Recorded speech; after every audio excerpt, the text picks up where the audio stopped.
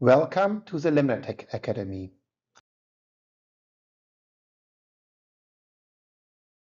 In this video, we will have a look at one of the most powerful devices in LemnaGrid, the skeleton interpreter.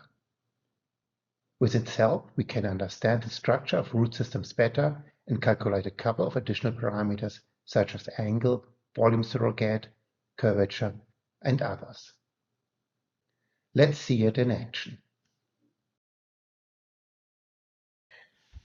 Now we came to one of the more sophisticated elements, the skeleton interpreter. This device does a couple of things.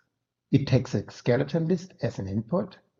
It sanitizes the skeleton in a couple of ways.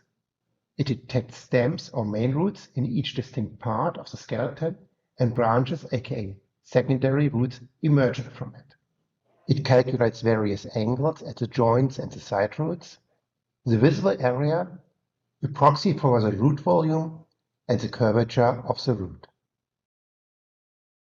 But let's go step by step. First, we need to add it. At the moment, this device is marked as experimental, since we were not able to test it yet in a wide variety of scenarios. This will change sometimes in the future. Until then, you find it in the group of experimental devices.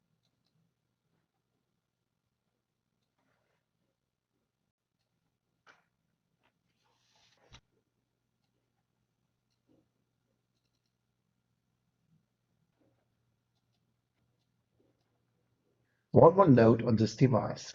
This device is intended to analyze all sorts of skeletons created from different types of objects. Roots are only one of them. Therefore, the terminology in this device uses stems instead of main roots and branches instead of secondary roots or leaves. But let's have a look on the parameters of this device and start with the sanitizer.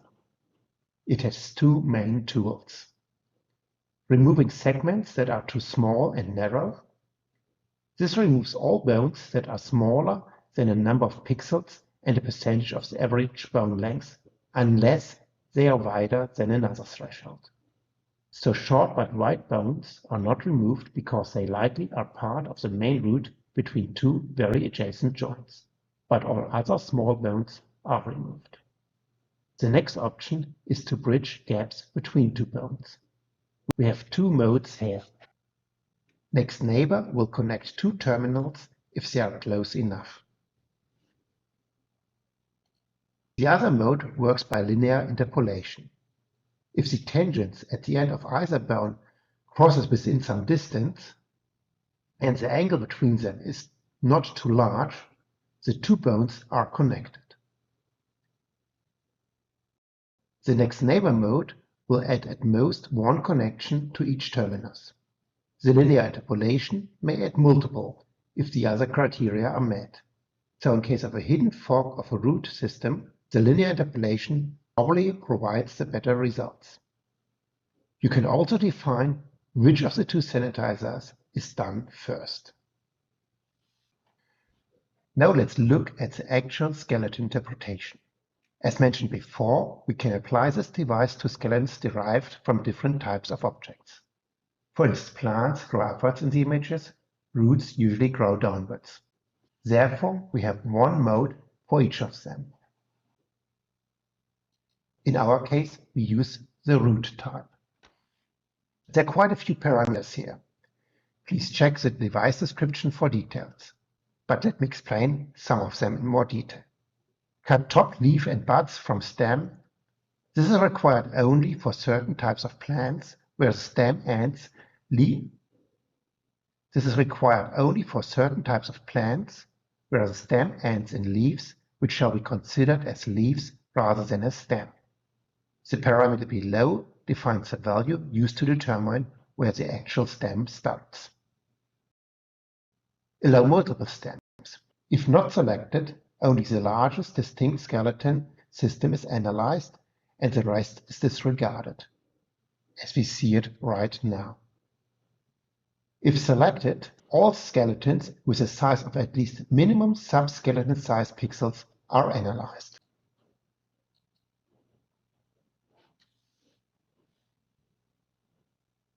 Each skeleton system gets its own main root or stem and its own secondary roots. Merge branch forks. If selected, all bones branching off and secondary root are considered a part of this secondary root. We have then only one level of secondary roots. If not selected, secondary roots may have secondary roots of their own, and we have multiple levels of branched roots.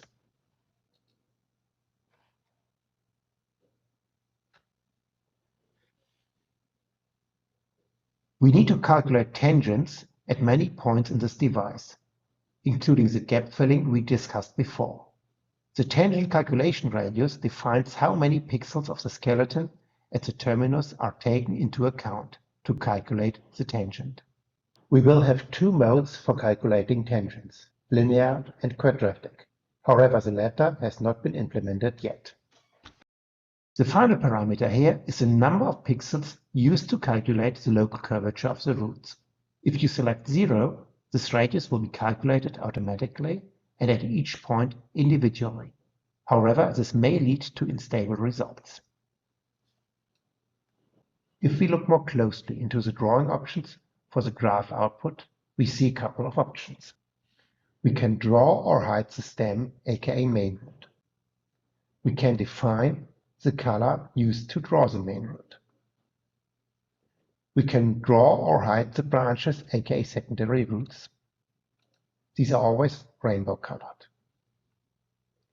We can draw different angles calculated for the branches.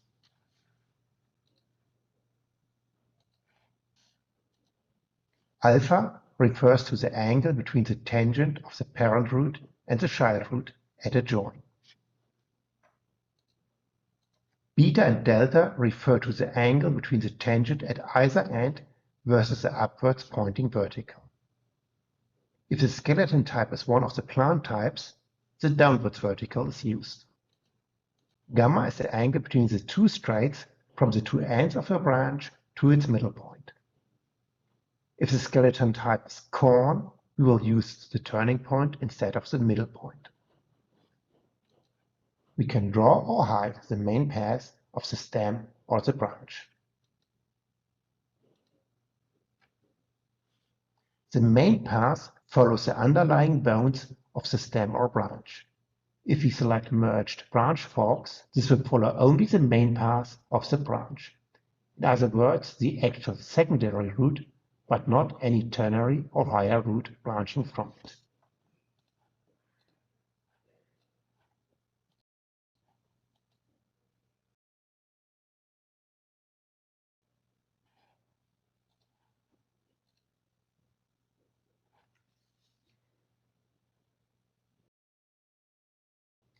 This main path might be colored by the local curvature, where red and yellow indicates high curvature and black indicates low curvature. As we see, this device has three outputs. The skeleton graph, aka the interpreted skeleton. The sanitized skeleton, we may use this instead of the output of the skeleton extractor itself for the other analysis path. And the skeleton containing only the longest path of the original skeleton. This way you can extract the main root from the skeleton. In order to get these results into the database, we need to use a special writer, the skeleton graph writer.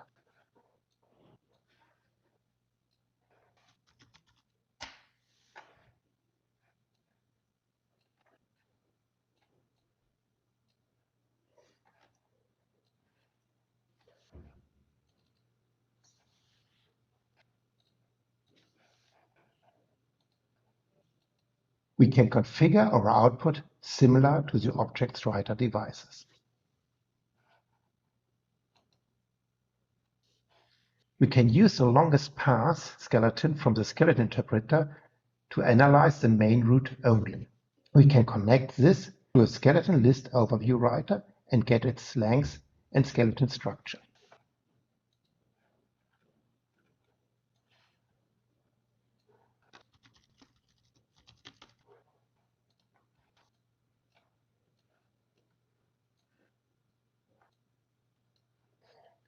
or we convert it into an image object list.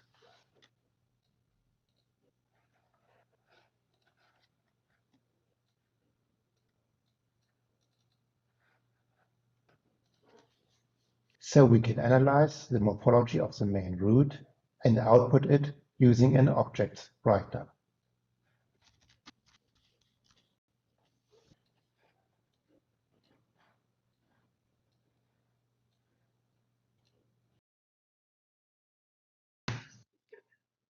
Blah, blah, blah. I hope I could convince you how versatile this device is in root analysis. In the next video of this mini-series, we analyze the structure of root systems further by counting root crossings and joins, as well as calculating how the root density changes with steps. See you there.